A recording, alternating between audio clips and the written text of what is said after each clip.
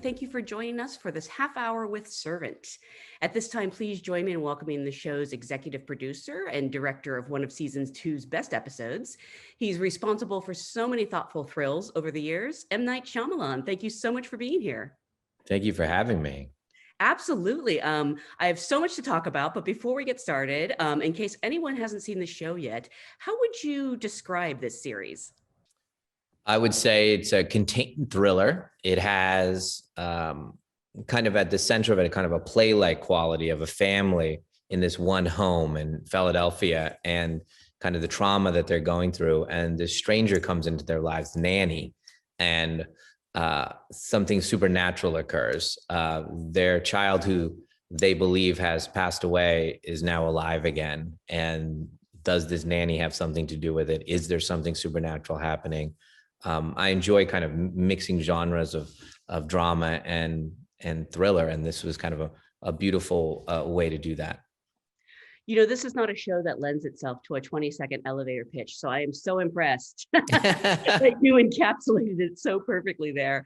But let's take a look at a clip from season 2 that really sort of shows the unexpected tone of the series. Did you put Scotch bonnets in this? Nice try. But this recipe will go with me to the grave. Oh, it's something.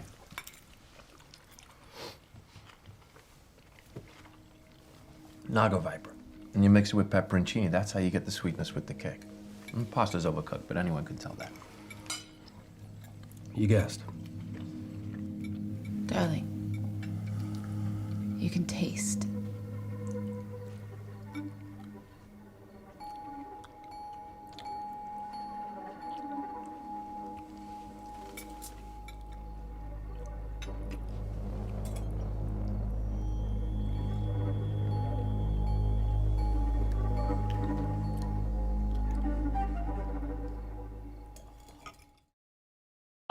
It was really interesting that you showed this clip of the dining room table, because I always make the joke that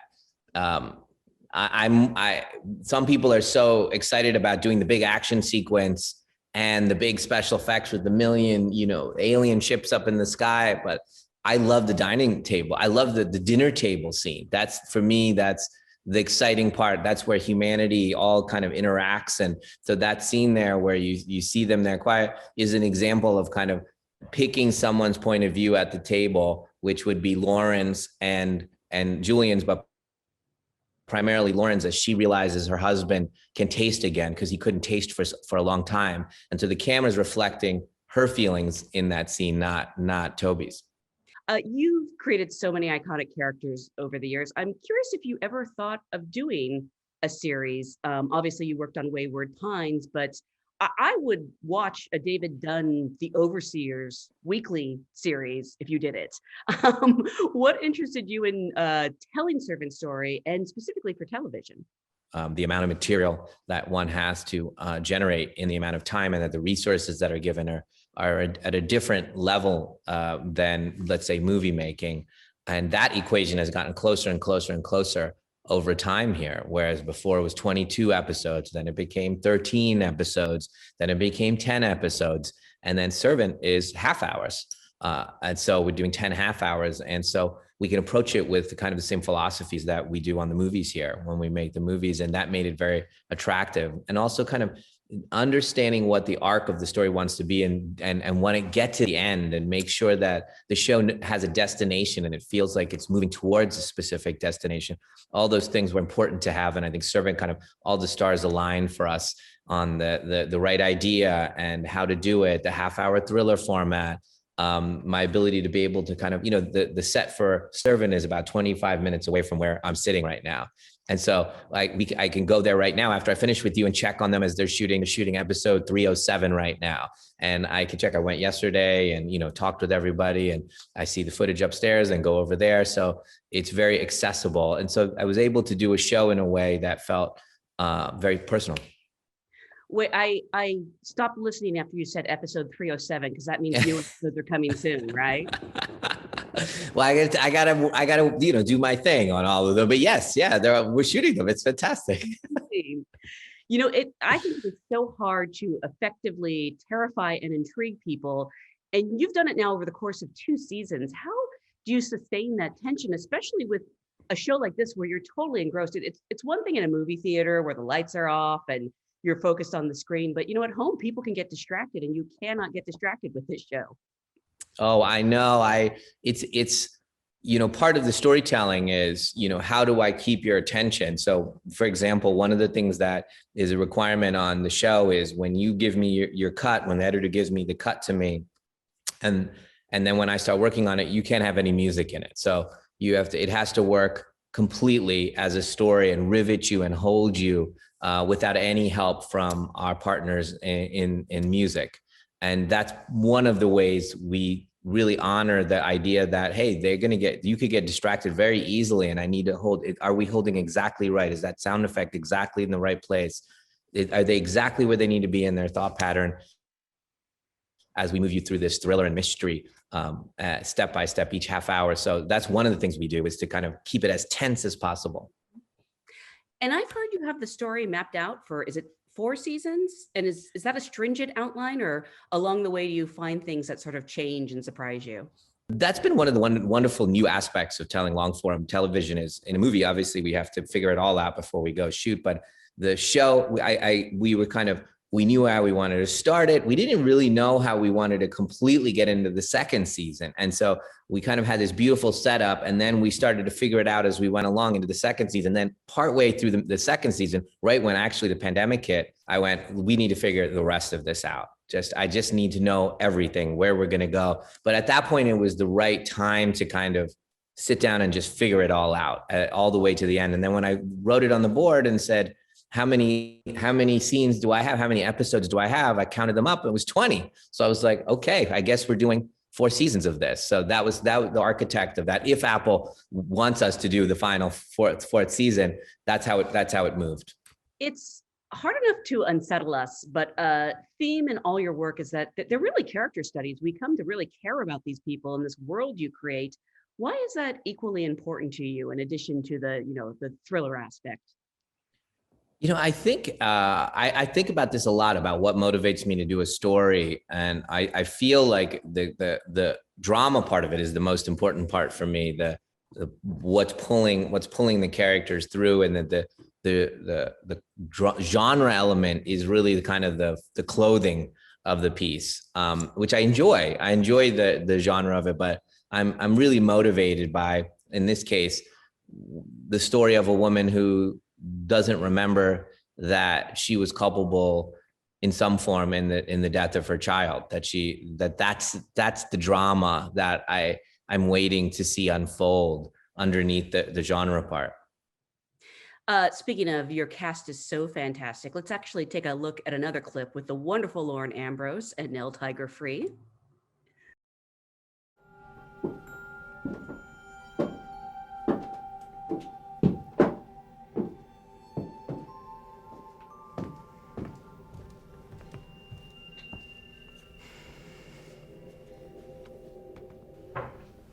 Here we are.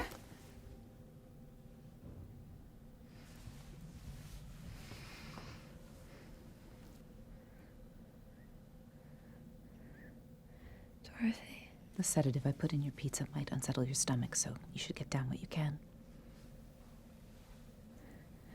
How did I...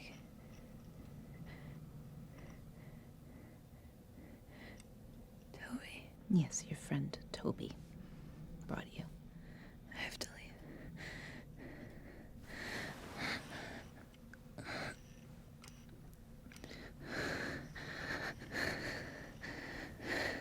Where's Jericho? I don't know. Well, you'll stay here till you remember.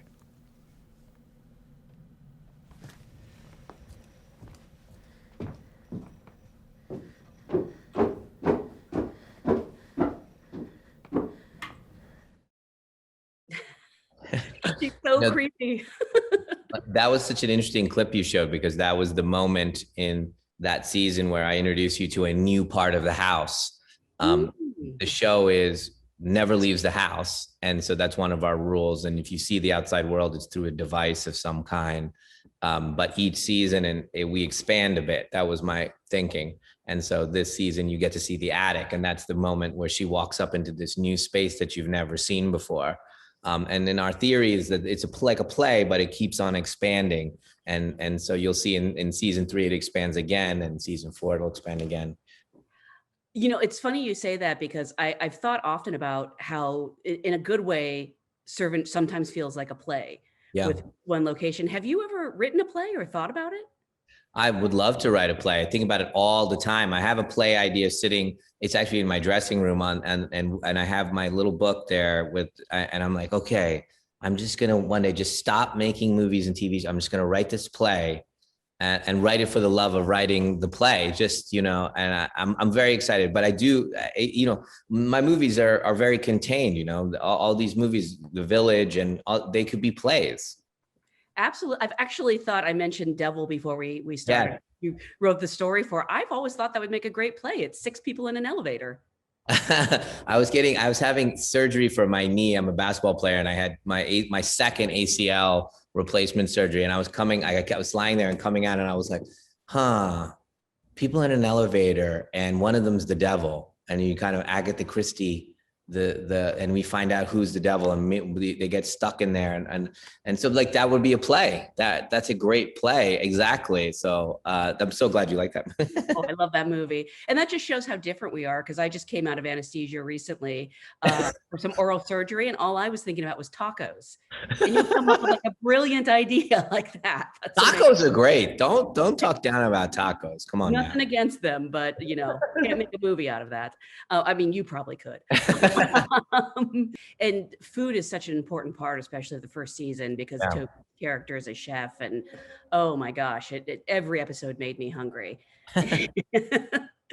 But you do have such a great eye for casting. I mean, you've discovered people like Haley Joel Osment and Bryce Dallas Howard, but you also let us see actors like James McAvoy in a new light. How did you sort of develop that great eye for casting? I think it's like looking for some combination of freshness between where the actor is and the material, an unexpected take on it. And a lot of times I'll write something or create something and hope that person comes through the door, just wait for that person to walk in, and sometimes it's like a lightning bolt, and you hope that every single time it's like a lightning bolt. I remember I was looking at Rupert's audition, and he sent me his audition, and I had met Rupert too. I'd met Rupert when he was a kid, when Harry Potter and all that stuff, and I was like, this is amazing. I mean, could he be this good? Is this good? And then I had him, and I talked to them, and I was like, God, he really is. This is the character. And same thing when Lauren came in, just lightning bolt, like. She got the pain underneath the mania like that, just understood it like as in her cells. I mean, I got to give a shout out to Uncle George. Oh my God. And something that was there in the first season, but really pronounced in the second season, is the humor, the dark humor that so many of these people get to play with. Did you make a conscious choice to sort of have more humor in the second season? Yeah, I mean, naturally, the story starts escalating from insinuative to kind of funnier, scarier. More things happen, and it becomes more physical. The third season is, more physical, and it gets, more stakes. But it's naturally kind of doing that, not because like, hey, we're gonna have more special effects and more. It's not like that. It's natural cadence of the architecture of what's happening. It's a weird tonal show. That the dark comedy is what's special about us, because that is the extension of how our show talks about pain, whether it's Uncle George or Dorothy or Sean or Julian. They're all in pain, and one of the ways they're expressing it is in this physicality that we find very, very funny. Every time you mention season 3, I get this like little flutter in my chest, and then I remember I have to wait. You're obviously an actor yourself. Do you think that gives you a special, empathy with actors? Because they really must feel safe with you to go to the places that they go. I mean, that's our job, right? To make them feel legitimately safe, that they can explore and be vulnerable and open, and try not to calculate, try not to think, and try to aim at things and feel this guidance from someone. And it's been a wonderful process on this show, especially with all of our actors, to kind of take leaps They'll go anywhere. They're very courageous. They're all physical actors, which I love.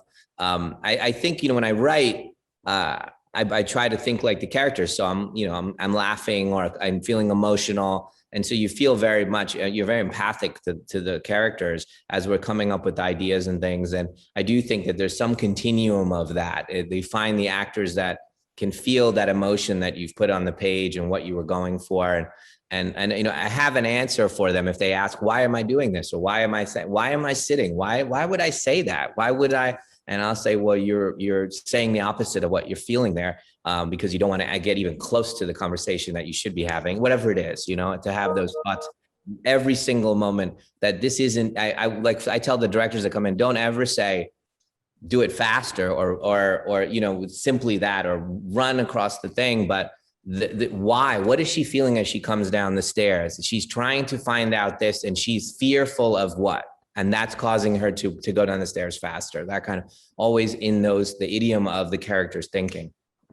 I love that. I love that specificity because, I know a lot of actors who sometimes directors will be like, what do you think? And they're like, no, I really need an answer. Yeah. I mean, look, when I'm directing, I'm super, super specific. And our actors are very, very good now at feeling where, what the intention was. So sometimes it just get out of their way. And there's a funny scene I just directed them, Lauren and Rupert, where they're singing and they're singing something. And I just said, I sensed they were already right there in that kind of their not knowing how to do it was going to be beautiful. And so I immediately just said yes to wherever they were. And we turned the cameras on and they were like, "You're recording?" And I'm like, yes. And we did it. And all of that, them struggling to find it we caught it on. So it's all of this stuff of knowing where they are and trying to capture something real. So far I've learned that season 3 will have a lot of physicality and singing. I'm slowly putting this together. It's a musical, isn't it? It is. Yes. When you do have your actors going to these dark places and particularly this exploration of grief, like a mother's worst nightmare. Yeah. What do you like the atmosphere on set to be like? I've heard that many times horror films or thrillers are sometimes the most fun sets. Yeah, I can imagine. I mean, I can only speak to our sets and my sets when we're making films. It really depends on the scene. If it really requires a complex place to hold while we're doing a bunch of shots, I will definitely create a certain atmosphere on the set. I'm very jokey and very relaxed, but I'm very easy to read. So when I'm directing, I'm very if we're not getting it, you'll feel it on my face, and I'm very much in tune with them. So if somebody's moving something or something, I'll be like, wait, nobody move, everyone quiet, and then I'll just stare at the actor and I'll go, that moment when you did X, you made a decision, and that decision, I think you went in the wrong direction. Do you know what I'm saying? And I was looking, do you know what I'm talking about? And they'll be like, yeah. And I'm like, okay, you need to get angry. You stopped yourself from getting angry on that particular take. All right. Nobody touch anything. Don't fix anything. Roll the camera like that. So they'll have that kind of orchestration of the moment, but other times you're having fun, but you have to be able to feel the emotion of where the actor is. Speaking of casting, I don't know if that's the right word, but I'm curious about choosing your directors because you directed the pilot, which is, I think, the hardest thing to do, setting the tone, getting everything, and, a great episode from season 2. What is it like to sort of turn control over to some degree to someone who is, already stepping into a world that exists and sort of how do you find your directors? Wow, this is the kind of the best part of Servant for me, because I've always dreamed of kind of doing a kind of independent film studio thing where I support and guide and nurture and learn from other really specific filmmakers. And Servant has kind of become that for me, where I'll see a film, some of my guys or I will find somebody and they'll say, hey, there's this film festival in Spain and this film was amazing. Take a look at it. We have a link for you, or they'll screen it for you. And I screen it and I go, wow, that person's amazing. And I get them on, now I get them on Zoom and talk with them. And I go, I would love you to come and direct an episode for me. And they're like, yeah, we'll come. And so I look at all films from all around the world, and I'll even look at shorts and find somebody that's about to, I think is ready, and bring them in. And so casting is exactly how I think of it as well. I go, that person will be perfect for episode 207. That person will be amazing for 203. That's how I cast it. Where are their muscles? Where are their leans? Where would I think they will flourish and bring that idiosyncratic quality to our show? We're different in that our episodes are pretty much written almost of the 30 that have been written. Their individuals have written them with me. Just one person, you know. It's a rare thing where we have more than one person touch a script, and there's a kind of a singularity of voice. And then the director, it's really the director's call. I said, here are your resources.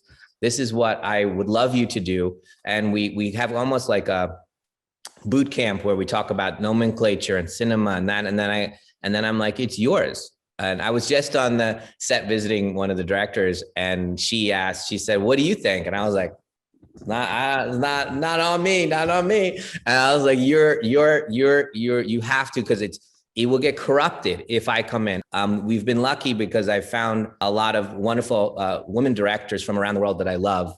And for me, they're an undervalued stock. So I love that point of view that feels not given enough of the floor. And so our show is, about two strong female characters. So I'm very excited that we've had these very unique voices come to the table. And they keep sending me, there was one filmmaker was doing a reshoot and another one was shooting her episode, and they were both female directors. And they sent me a photo from it. Go, how many sets in the world is this happening on, where there were two directors? And it makes me really happy. Like, I have girls and all that stuff, but honestly, it's coming from no agenda other than loving the stories that they are telling and connecting with the stories that they're telling. I noticed that most of the episodes were directed by women in the second season. I think 7 out of 10. Yeah. Wow. Yeah. And that was nice that they gave you an episode. Yeah, they had to give me an episode because I'm paying for it. So yeah. Why do you think, shows like this that are so successful, or your films, or just horror or thriller films, why do we enjoy being scared so much? I think if you feel safe, the thrill of it is exciting. And hopefully underneath this show and underneath the movies, there is the sense that the person telling the story, guiding the story, it has an optimistic feeling about the world, that you're going to end up somewhere, there will be pain and there will be a price, but that you'll learn something that will be, that we all learn things from going through dark periods, the adversity and these things. So because I feel so optimistic about things, I feel the freedom to do very dark things in my movies and this show, because I'm testing that. That's part of what it is for me, is to see if this XYZ happened, would I still be able to think of the universe as a benevolent place? And that question, the audience loves to come on that ride to find out, and hoping that at the end of it, I say, yeah, it is a benevolent place. I'm also realizing it's kind of fun to scream, like at the end of the pilot, when the reborn doll came to life. Like, I that was probably the last time aside from being on a roller coaster, I had a really good scream. We got to screen. What's been fun, once we screened episode 1 and episode 2 in a movie theater when we premiered it, and it was a roller coaster. And right in that pilot, when the part where he picks up the baby in the crib for the very first time, the theater lost it. They lost it, right? They went crazy when that happened, when he picked up the baby by the baby's feet. They could not believe what they were watching. And then when they realized what was happening, they had a huge reaction. So it was very verbal and group experience. It's a fascinating thing, because I guess at the end of the day, I still tell stories like it's a movie, and you guys are all watching it in your homes with your families. And it was interesting to see everyone watching it together. Oh my God, that sounds amazing.